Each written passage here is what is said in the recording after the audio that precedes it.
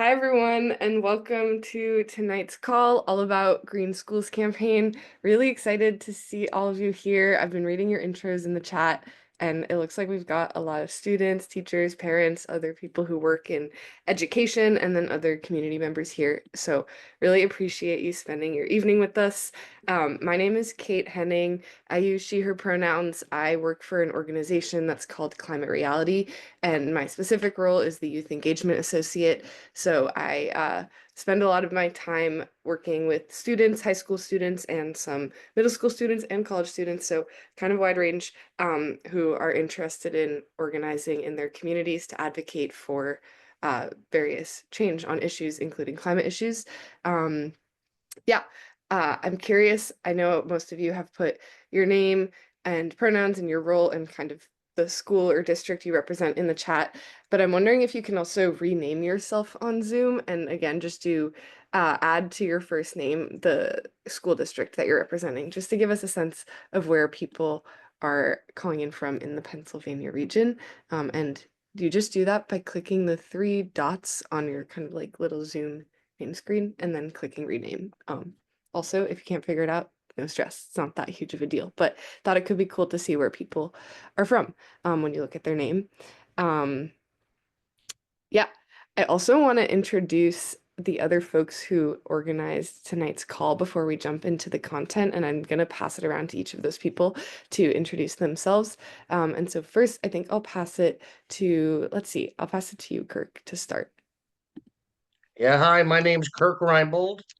I'm a volunteer with Community Advocates for Clean Energy, and I've been doing a lot of work with OJR School District, not just the administration, but with teachers and parents and students as well. Great. Let's see, maybe Kathy, you can go next. Yeah, hi, I'm a resident of West Vincent Township. I've been on the EAC and Clean Energy Transition team there. Also worked with Sierra Club and Ready for 100 for years. I'm a parent of graduates of Owen J. Roberts School District, and I'm a graduate of Conestoga in Tredyffrin East Township. Awesome. Julia. Hi, I'm Julia Nuckley. I have been volunteering with the Climate Reality Project since 2020 and more recently with the Community Advocates for Clean Energy. And I've been helping to kick off the Southeastern Pennsylvania Green Schools campaign. Wonderful. Shannon. Thanks, Kate. I'm Shannon Crooker. I'm with Generation 180. We partner with community advocates for clean energy and schools across Southeast Pennsylvania to help them understand the benefits of clean energy and provide free technical assistance for schools looking to explore solar. Awesome. We've also got two folks from not Pennsylvania on this call tonight who are going to speak a bit later and want to give them the chance to introduce themselves now, and then you'll hear more from them later. They are both involved in Green Schools campaigns in other states. And so, Kiala, if you want to introduce yourself first.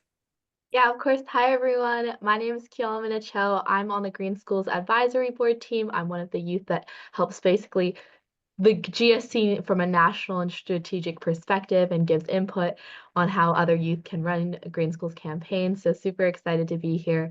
I'm from originally San Diego, but I'm here in Austin, Texas. I go to UT Austin. I'm a freshman there. You'll hear more about that later. Awesome. And last but not least, Julie. Hi, my name's Julie Long. I live in Broward County, Florida. I am a adult advisory member. I'm a member of Climate Reality and Sierra Club, and I've been working with our green schools to help the kids move along with their agenda. I'm happy to be here. Thank you. Thanks, Julie. And yeah, thanks again, everyone, for joining. This is a bit of an overview of what we're going to be talking about tonight. We'll wrap up by 8 o'clock, so just an hour. Appreciate you being here. After we finish this intro, I'll jump into talking about what Green Schools campaign even is, what it's all about. And then Kirk is going to talk to us about some specific concerns related to climate change that are happening in Southeastern Pennsylvania, put kind of Green Schools campaign into context in this region. And then we'll hear from Kiala and Julie about what it's actually like to be on a Green Schools campaign and what this looks like for students and adults. And then Kathy's going to wrap us up and talk about how you can actually get involved if you're feeling interested after all that. We've got people who are monitoring the chat. I probably won't see things if they're in the chat while I'm talking, just to flag that, but feel free to drop questions and stuff in the chat because people are looking at it closely. And before I get started talking about Green Schools Campaign, I would love to hear from all of you, and just you can drop it in the chat. Are there like local climate issues that have been on your mind lately that you've noticed in your school or in your community? What are the kinds of climate issues that have been top of mind for you, whether specific to Southeastern Pennsylvania or maybe just generally? I'll pause for a minute while those come into the chat. Yeah, I'm seeing heat and flooding both in Florida and in Pennsylvania.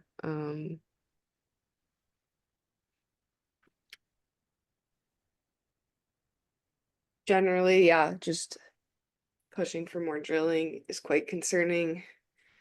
More about flooding.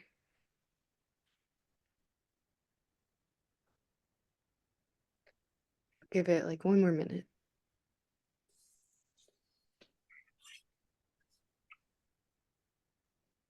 Absolutely, sea level rise, preserving open space and land, food waste and the methane production, fossil fuel development, definitely. That's the IRA. We'll talk a little bit about that later tonight. Feel free to keep putting these thoughts in the chat, but it's quite helpful for me to get a sense of like what people are thinking about and keeping these kinds of local climate issues in mind that you are all experiencing or thinking about. I'm going to transition us into talking about one kind of approach to addressing some of these local community climate issues, and that is like generally having schools transition to clean energy. Hearing a lot of you talk about this need for renewable energies to move away from drilling and fossil fuel infrastructure, and then to also address local climate impacts like flooding by transitioning our schools to clean energy infrastructure and generally making these infrastructure updates.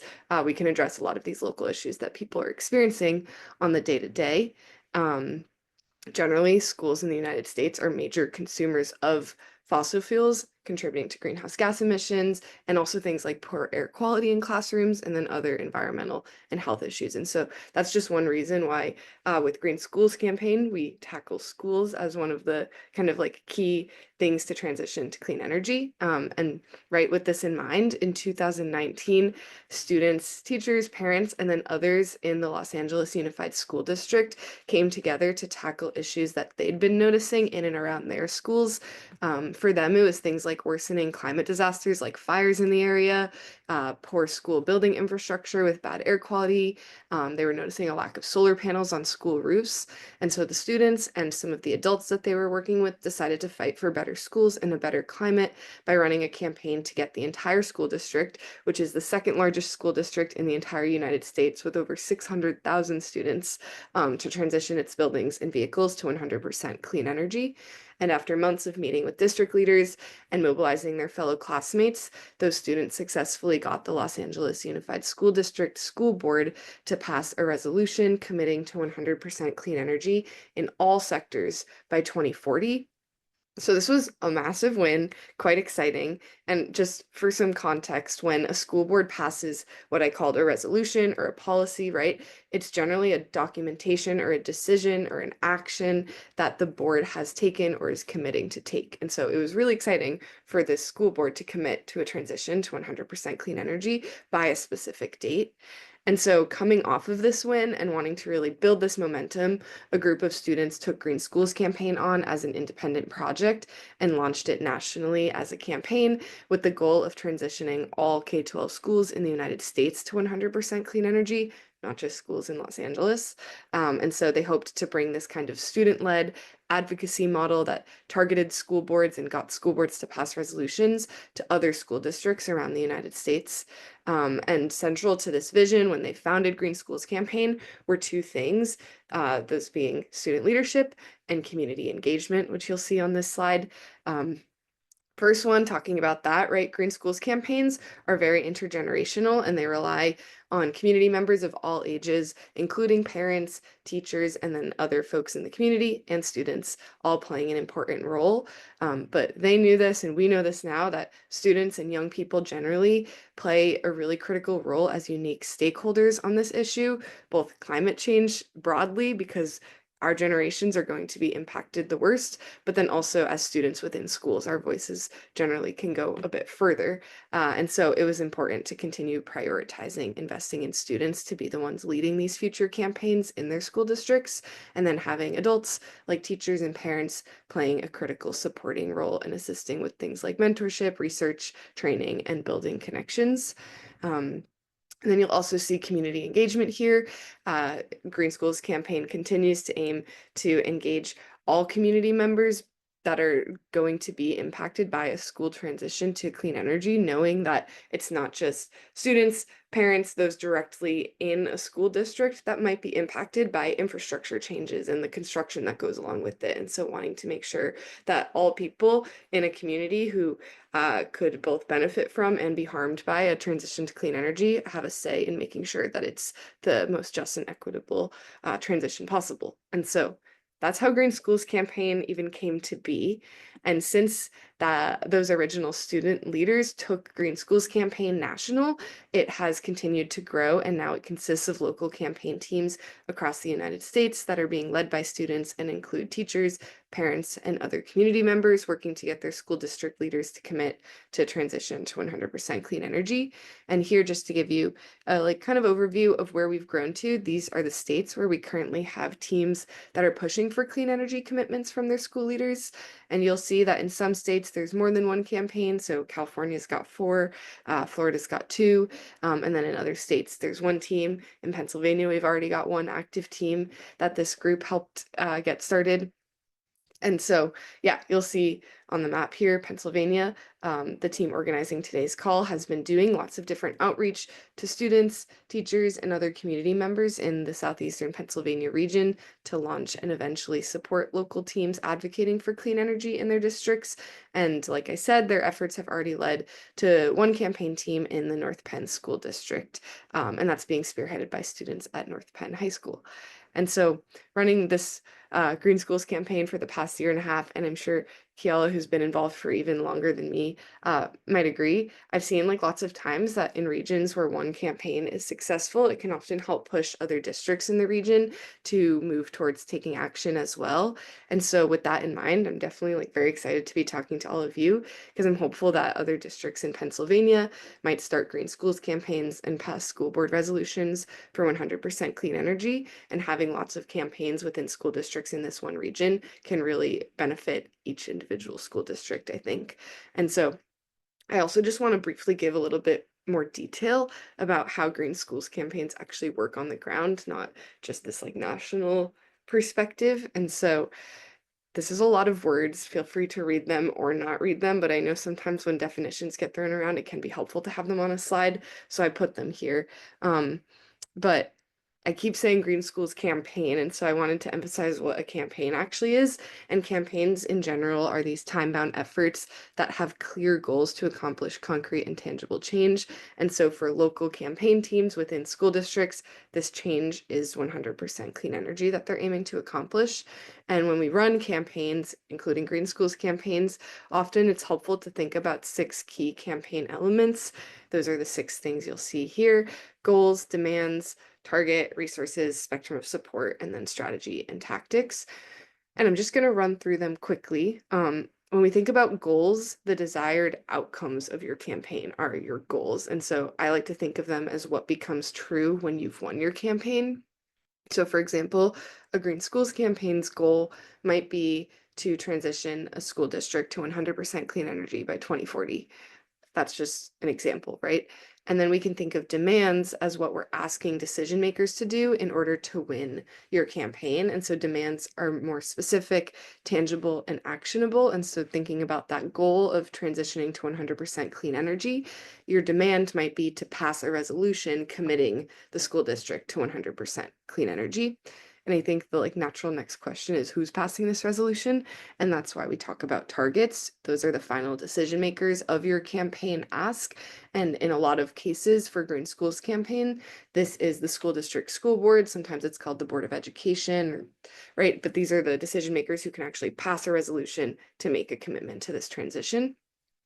It's also helpful to think about resources, which are just what your campaign team has or might need to help you win. And these could be things like a meeting space for your team to do some planning, having a teacher advisor, maybe a printer for some flyers, or a computer for research, a megaphone for rallies. Resources, pretty straightforward. We also think about spectrum of support. Spectrum of support is the idea of like mapping out all your different community members and the audiences of your campaign based on their attitudes towards your campaign.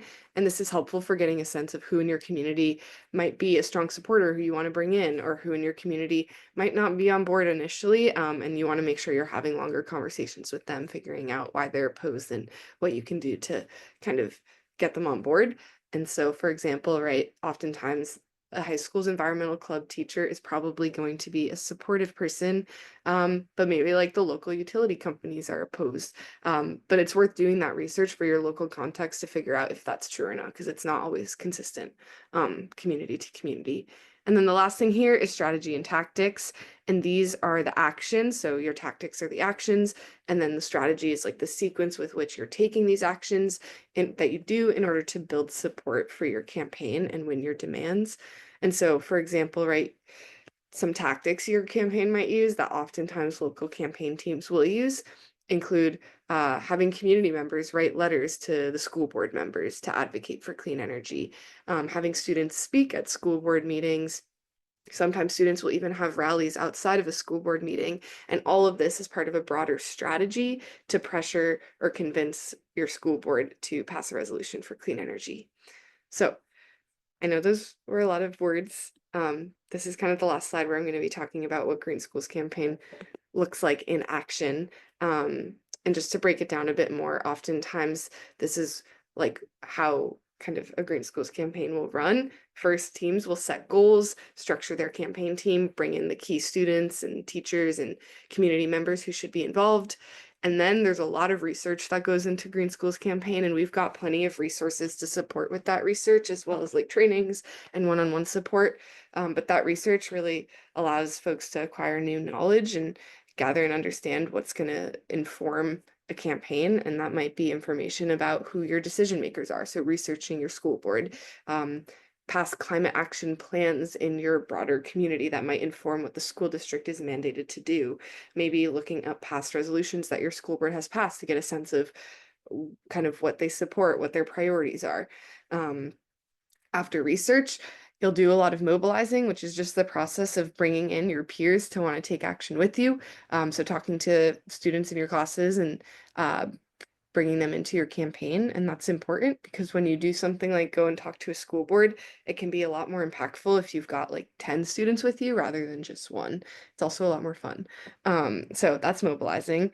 And then the last thing is actually doing those advocacy tactics. So once you've got students involved, writing the letters to the school board, talking to the school board, actually taking the steps to help achieve your campaign goals. So that's Green Schools campaign in a nutshell. I've got one more slide before I pass it off to Kirk. And that's about how you actually pay for this, because I think that that is like a natural question that comes up for people when we talk about Green Schools campaign. And a lot of student advocacy includes educating school decision makers about how they can pay for a clean energy transition and how clean energy infrastructure can actually save schools money in the long run. And so campaign members, including students and teachers, obviously are not expected to be experts on the funding themselves. I'm certainly not an expert, but it definitely helps to know a bit just so that you can use it to help make your case, because school districts in most instances are looking for ways to save money. And so oftentimes making this financial case involves talking about something called the Inflation Reduction Act. So for like 1 minute, I'm going to talk about the Inflation Reduction Act, which is Not enough if you haven't heard about it to be like an expert on it, but just to give you an overview, the Inflation Reduction Act is just this bill of legislation that was signed by President Biden back in August of 2022. And as you can see in this quote on the slide, it's considered the single largest investment in climate and energy in US history.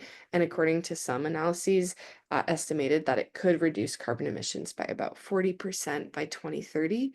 And so this legislation, generally it aims to reduce emissions by offering lots of different financial incentives for investments in clean energy infrastructure. And those financial incentives within the IRA include what are called tax credits, which basically just means that individuals and companies and organizations can essentially owe less money in their taxes if they install clean energy.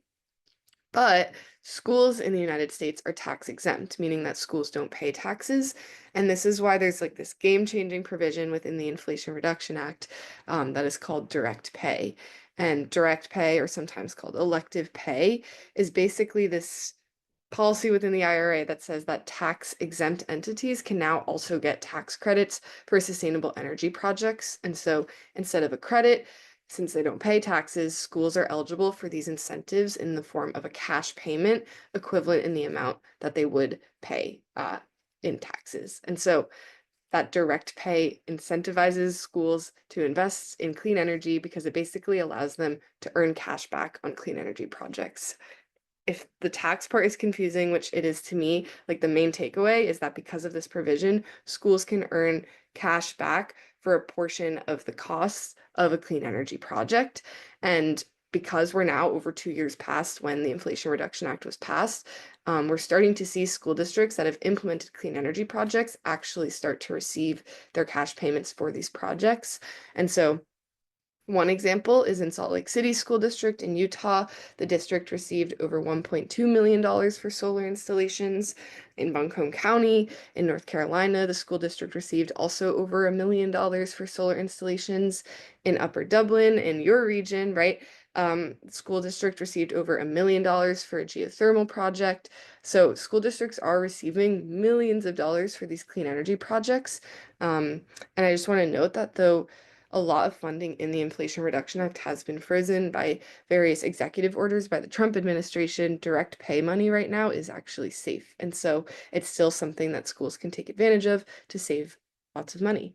And with that, I just want to say, right, generally, the Green Schools campaign, what it looks like is students who are mobilizing their peers to advocate to school board members for resolutions committing to a transition to 100% clean energy, both to address local climate issues and then also to save schools money in the long run. And when you join Green Schools campaign, you get access to lots of resources. You get to meet lots of students who are working on Green Schools campaigns in their own districts across the country. You get to work with folks like Kiala who have already worked on a Green Schools campaign in the past to meet with you one-on-one and chat through what might work best for your campaign in your school district, and then also check in with myself one-on-one for some more like personal support with these campaigns. I hope that you're feeling excited about the idea of Green Schools campaign. And I think Kirk is only going to grow your excitement when he talks about why this is especially important here in Pennsylvania. And so, Kirk, I'm going to hand it over to you.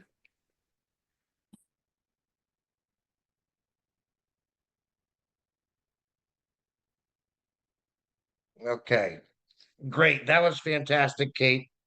I'll just tell you when I want the next slide. Okay, what are our concerns here in Southeastern Pennsylvania? What we know is that science has, without any doubt, is real, and it is primarily caused by a rise in our carbon dioxide, and that increases the temperature of our atmosphere, and that's going to probably increase by about from 2 degrees Fahrenheit over the last century to 6 degrees Fahrenheit in 25 years from now. That's only that's 2050. So it's dramatically getting worse. It's going to lead to extended heat waves and of course droughts. We are already in what they call a severe drought. Extreme droughts are when you have significant issues with getting water, water supplies, agriculture is hurt, and things like that.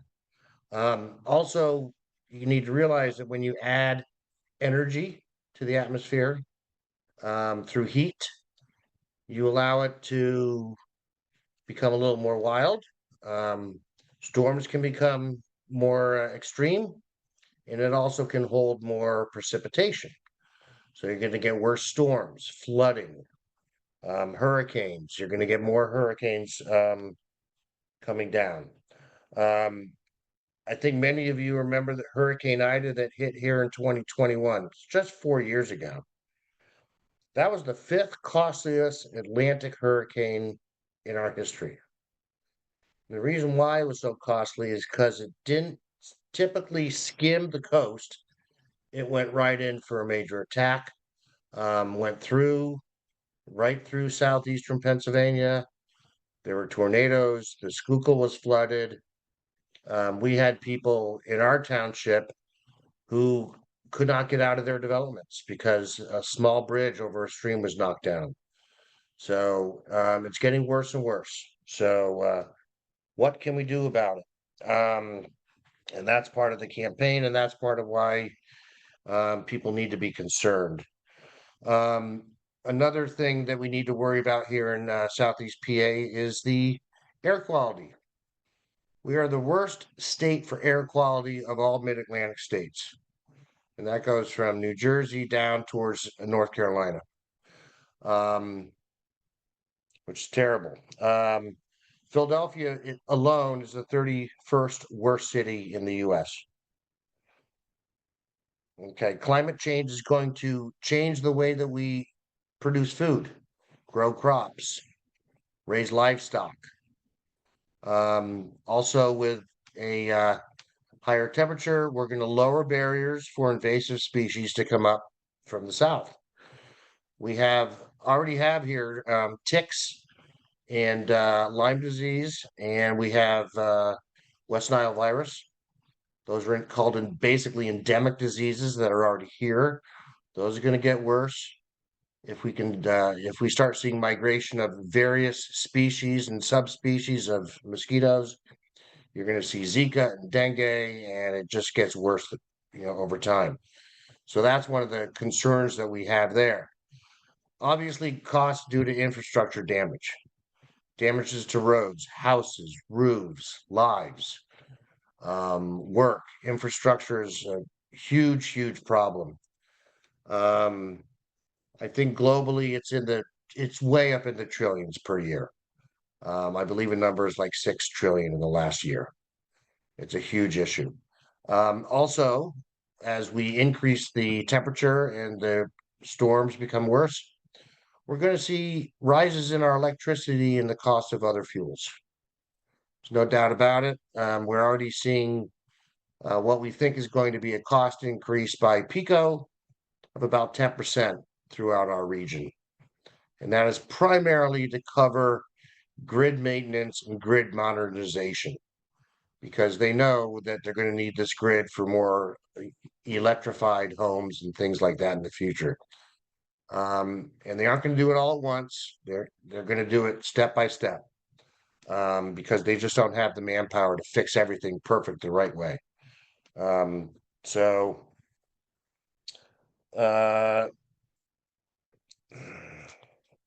next slide, please.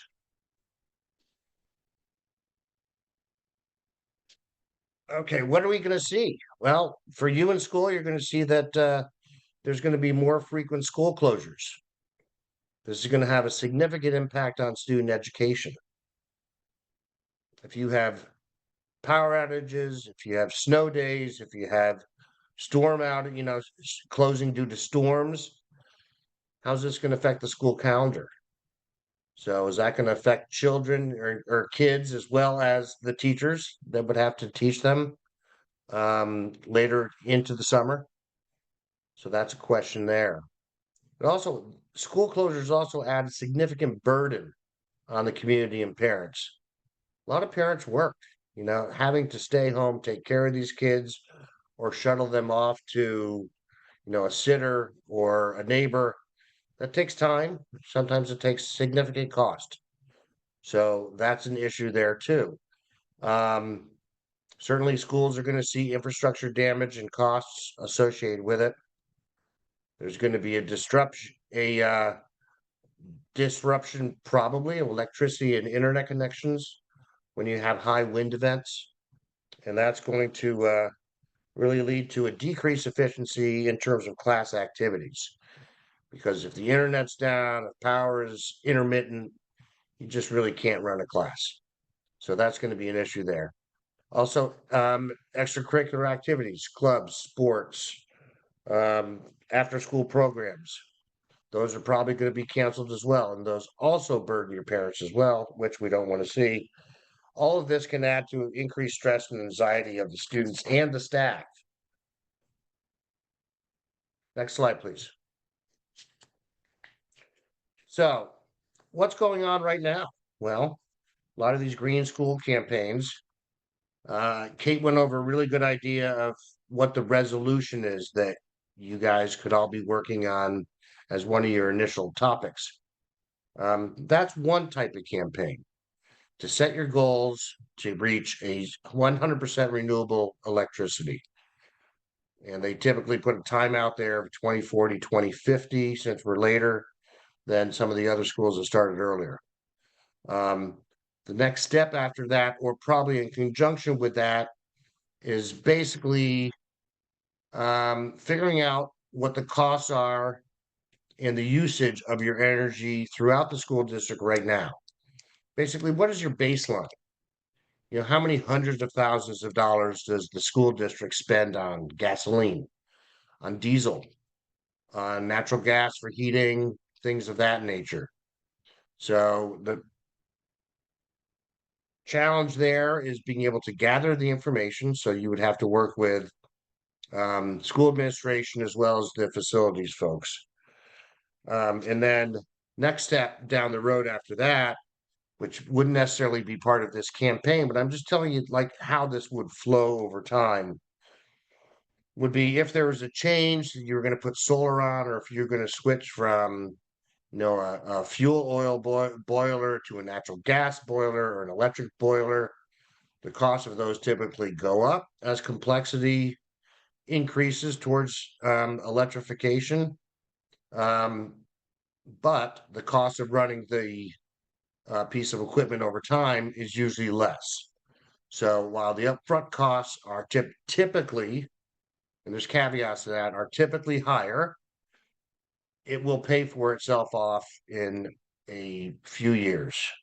Ideally, you want that to be less than 15 years, ideally around 10 or less. So what you want to do is consider what's the total cost of ownership of a boiler, of a bus, of solar panels on the roof that actually last a lot longer these days. And then the next step after that is to develop a transition plan. What are you going to do about it? Okay, how are you going to fix all these issues? And those are called energy conservation measures, where you look at, it could be anything from changing your lights to LEDs to, putting solar on the roofs or putting solar out in the field. Which one is the best option? So you look at cost, you look at priority items, you look at what's going to take a lot of money and a lot of time. And basically you prioritize the work effort. If the school is going to be doing renovation of something in the future, now is the best place to find it. Now is the best time to find out. So talk to the administration and kind of see what the plans in the future would be. Then once you have the plan, you implement the plan, but you need to find out where the funding is coming from. Certainly, Kate made some great ideas in terms of using the existing Inflation Reduction Act. There's also numerous grants through the EPA, the Department of Energy, their state and county funds available as well. It's just working with the financial folks and figuring out how they're going to pay with it. And then a plan is only as good as how well you're doing. So how do you monitor that? Well, you wanted to hit a certain target over time. So you need to be able to monitor your progress. You monitor your emissions over time, basically your carbon footprint, and you want to see that decrease over time. So this is kind of the full roadmap of how you would do this over the course of a few decades. So just wanted to share that with you. Next slide. Okay, this is a great kind of map of all the solar facilities that are at schools right now. There's currently 41, and this includes both public and private school buildings. So not necessarily a full school district, but a building. It could be an elementary school, it could be middle school, etc. So there are 41 arrays, over 5 megawatts of generational photoelectric power. Okay, and that basically right now is about enough power to feed 700 homes. And that's based upon a standard home in the Philadelphia area, which are fairly old building stock, 50 or 60 years old. As time progresses and houses are made more efficient, you would be able to run your house with less energy. But this is where we are right now. Next slide. Now, there's a really great program that was offered through the EPA, and it's called the Electric School Bus Program. And right here is a map. It's kind of hard to look into it, but if you scan down to the bottom right, you can see the Southeastern Pennsylvania. And in our region, there's been about 88 electric buses awarded. Philadelphia got the lion's share, about 45. William Penn also, which I believe is in the Yardley, Rose Tree area, Unionville, Chadds Ford down in southern Chester County. So that's only been around for about 2 years. So that's slowly growing. Right now, there is some, it's a bit unclear of where the EPA is going to continue to fund us, but that will likely be fought in the courts because the awards have been made and now they just need to commit. But that's basically it. I'm going to pass this on to, I believe, Kathy to kind of do a wrap up, or is it Julia? I think we're gonna first hear from Kiala and Julie just to give folks a Oh, sense okay. of what it's like to actually be in Green Schools campaign. So I'll give it to you, Thank Kiala, you. first. I think I'll just stop sharing for now. And then I'll go back to the slides when we wrap up. Okay, perfect. Well, thank you all so much. I know you got a lot of like information that was really, really valuable, very critical, but also very factual, just that you all have. So now I just kind of want to share some more like personal experiences about my like journey with the Green Schools campaign and like as a like basically a high school student. I am in my freshman year of college. Kind of give more of a what's it actually like to run like a campaign and hype y'all up and get y'all excited about joining. So I first want to start about why I got initially involved in Green Schools campaign. So a majority of the group. Fun fact, I got trained for Climate Reality Project during COVID because I was like, the world is like actually terrible. I need to do something with my life, otherwise I'm going to go insane. So I got trained at one of the online virtual sessions, and then I joined the San Diego Climate Reality Project chapter and got more involved and started my own youth group there with one of my friends, Natalia, and we did like a youth environmental action group within our local San Diego chapter. And at the same time, Natalia was getting involved in the Green Schools campaign. So a couple years go by where I'm doing other things with Green Schools, and I want to say like the summer between my sophomore year and junior year, we come together with a couple of other like Climate Reality Project youth leaders and really look into assessing how Climate Reality Project can make things more youth friendly, how we can engage more youth, because obviously everyone talks about how youth are the future and like we are the ones that are like gonna fix the world, but we need to be able to make sure we're adequately providing resources and actually knowing how to best engage youth and like make sure that like youth have all the tools and success that they need to actually go out and fix the world.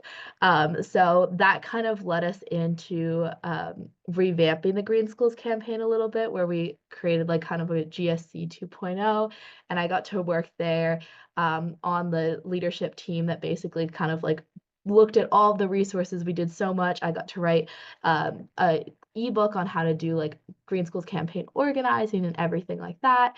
That kind of leads me into talking about like what we accomplished, but it was, I would say the most special part about it was the fact that I really met an amazing group of youth who I never would have like met in the first place. They were all like, I was from San Diego at the time. None of them like lived in San Diego. And besides Natalia, but she like also went to college. But anyways, it was all these youth who were from all different parts of the country, and I really felt like I got to engage and connect with people that not just were like my own age, but like as somebody that was younger in the climate movement, connecting with like older youth leaders and everything like that was really valuable to me because it was kind of like passing that knowledge along.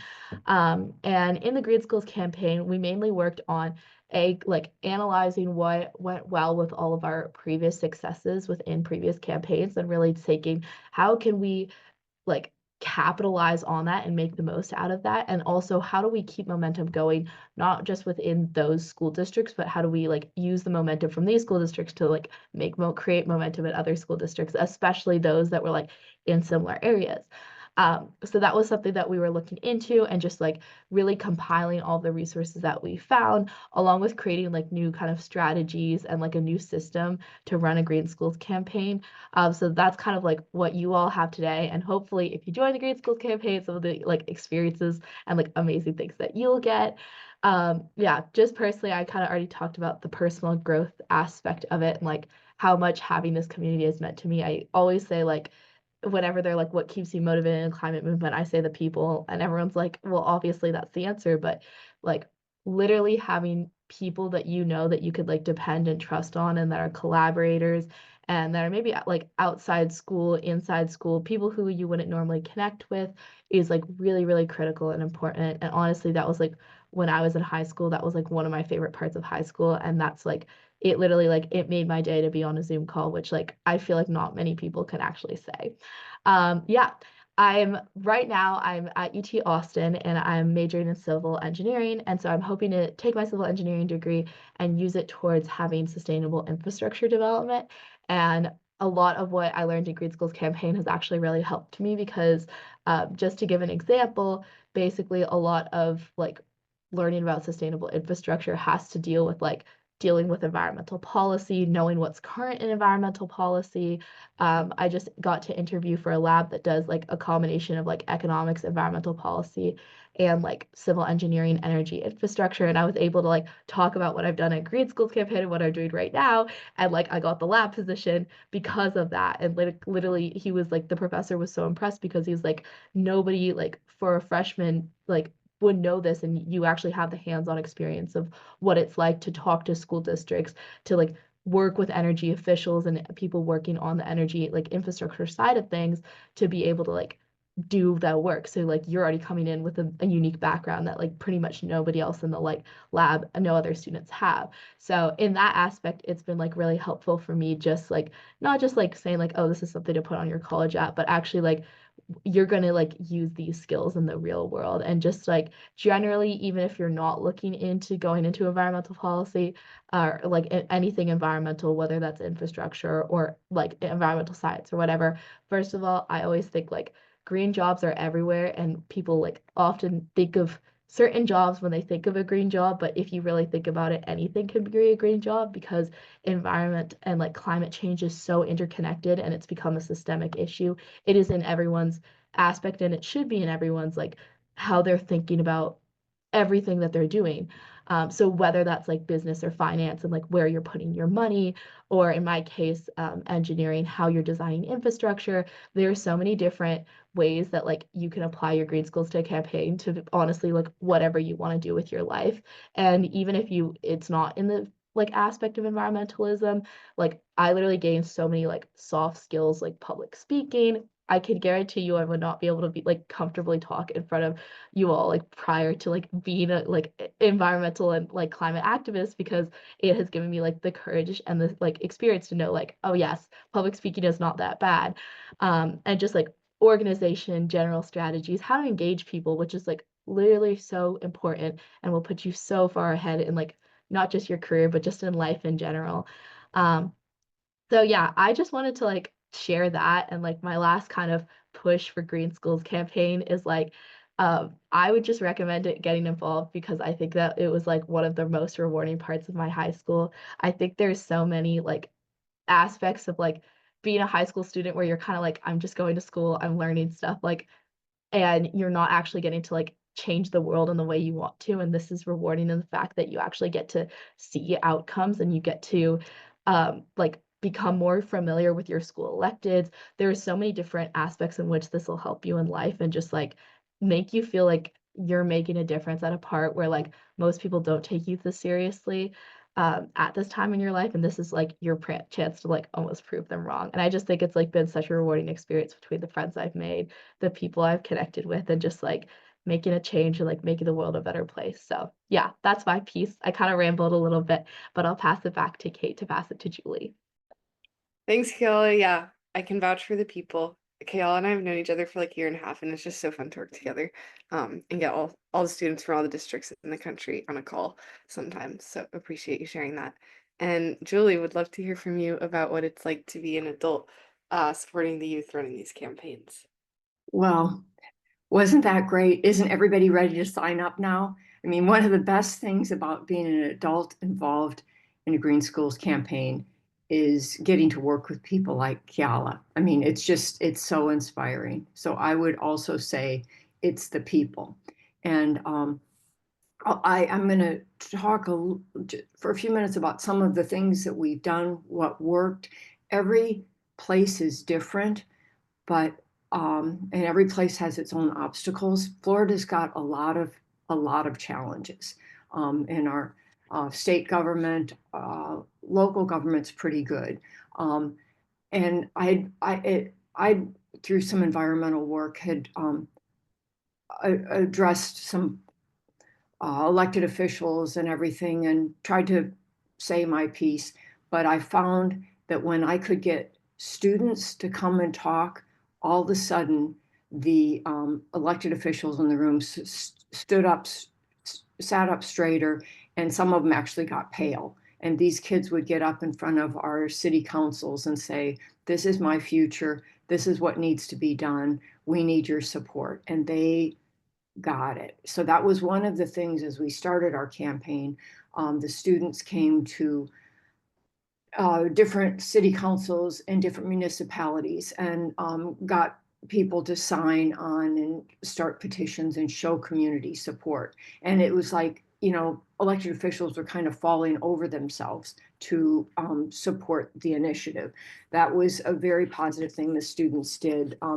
They got a resolution passed. Now we're approaching school board members to say, now that we have this resolution, what comes next? Some of the challenges we have in Florida is the state has really kind of trying to dismantle the public school system. I don't think that's too strong a word. It's under attack. And our Broward County is a very large school district, but we've had many changes in the superintendents over the last few years. We finally, the positive thing is we now have some school board members that are in favor of protecting the environment, and we have a superintendent that may be amenable to that. So it does take a little bit of research of finding out what the position is of the power brokers, and that's something I think that the adult support could help the team do. I mean, they're busy besides running this campaign, going to school, taking SATs. So we've helped them with a little legwork in terms of that. Our school board has a Green Schools Advisory Committee, or a board, and it took 6 months, but I appointed to that board because I wanted to find out what's actually being done. And I'm not an educator by profession, so I need to get more information about how the school system works to help the kids. And just every day I'm learning new things. One of the things I learned at the first meeting I attended as a board member, flooding is a big problem in Florida. The state has mandated that some schools that are under-enrolled be closed. I learned and that's going to be inevitable, that's a money issue, but I learned at the advisory committee, they haven't matched our flood maps with which schools they're going to close. I mean, it's kind of staggering when you start looking at it. So I made a motion. Can we please take into consideration the flood map? So getting, I think our job as adults is to help the students do some of the background research. Let's see, we do a lot of tabling at local organizations. I mean, tomorrow I'm tabling it at one of the community colleges. And we always spread the word. And I think one of our challenges, you get a dynamic group of students that are working together, is how to invigorate that every year, because the kids are going to graduate and a lot of them are going to leave. So the students are our most precious resource, the members of the committee, and we have to make sure they're renewable. And we have to, that is one of the things that I'm focusing on and worried about. And also with Kate's assistance, the students are going to come to our Green Schools, the school district's Green School Advisory, and tell them about the direct pay program, which they didn't seem to know anything about when I mentioned it. So, it's for those of you that are in education, you probably are very familiar with school boards. I've been a little shocked to realize that there's a real information that we can be providing to them. So those are the things I've learned, and it's been, the best part is the people, the best part are the students. They are wonderful and they deserve all the help we can give them. So. Thanks so much, Julie. Yeah, it's actually crazy because we've been working together now for about a year as well. And it's also been wonderful for me. And you have, played such a huge role in supporting the students to get the resolution passed. So hope that those were helpful perspectives for just getting a sense of like what it actually looks like to run a Green Schools campaign and why it's a space for both students and adults. With that, I'm going to pass it to Kathy to just share a bit more about how you can actually get involved. And I'm going to go back to sharing my screen while Kathy talks. Yep, and full disclosure, as you may have guessed, I and many on this call are supporters of clean energy, and we'd love to see every school covered with solar panels powering their electric buses. But realistically, that might not happen for a variety of reasons, financial, political, logistical, but there's still a big benefit to schools and students who decide to become involved in a campaign like this. The schools will have important data and a path forward should they decide at some point to improve their efficiency and environmental impacts of their energy use. Also, having students engaged looks good on grant applications and can improve your chances of your school receiving funding and support. And as mother of 3 20-somethings, I second what Kayla said. I know how important it is on job and both job seeking and applying to colleges to have something that differentiates you on your applications and something to talk about, some real world experience.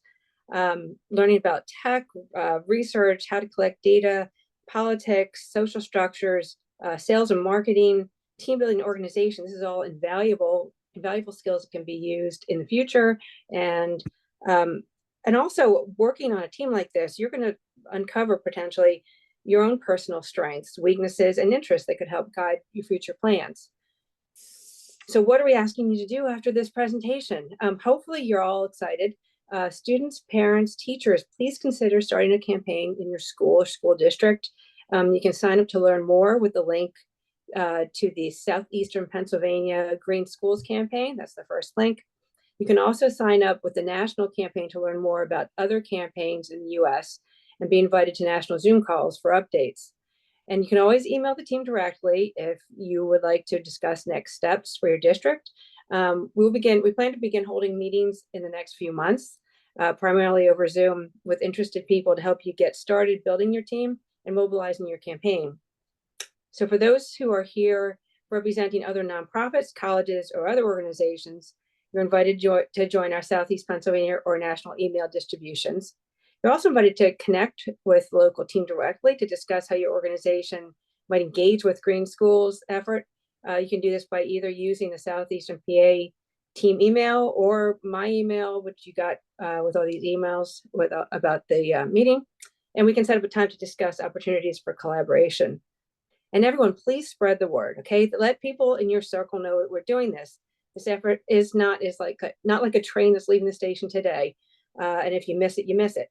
If someone decides to start a campaign team after the others have already started, that's great. We'll absolutely be happy to help them board the train and get their campaign going. So thanks for your attention, and we'll be happy to take your questions now. So I'll pass it back to Kate. Thanks, Kathy. Thanks for more perspective on what it's like to be a parent in terms of looking at Green Schools campaign. Also very helpful.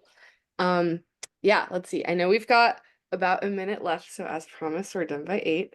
And I've seen some questions come through in the chat, which we are planning to follow up with an email where we'll like include our answers to these questions so that everyone can see the answers, not just the people who ask the questions. So if you've got any more outstanding questions, feel free to drop them in the chat now because we're taking note of them and plan to follow up with answers by email.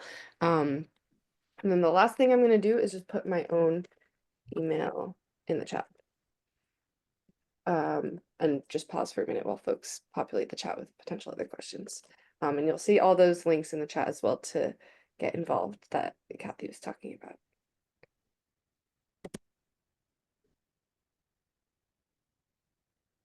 Okay, it's my email.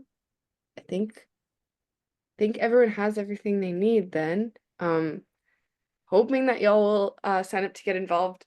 If you sign up, you'll hear from me and then one of the other Southeast Pennsylvania Green Schools campaign folks who talked tonight will reach out to help get you onboarded and then set up a call to do some one-on-one chatting and get you started with your campaign. So it's not like you sign up and then it's all on you to figure out. You sign up and then we work with you pretty closely to get started and take those first steps. So hope to see some names come through. Feel free to reach out if you have questions before you sign up, if you are hesitant at all. But yeah, I think that's it for the night. Appreciate everyone so much.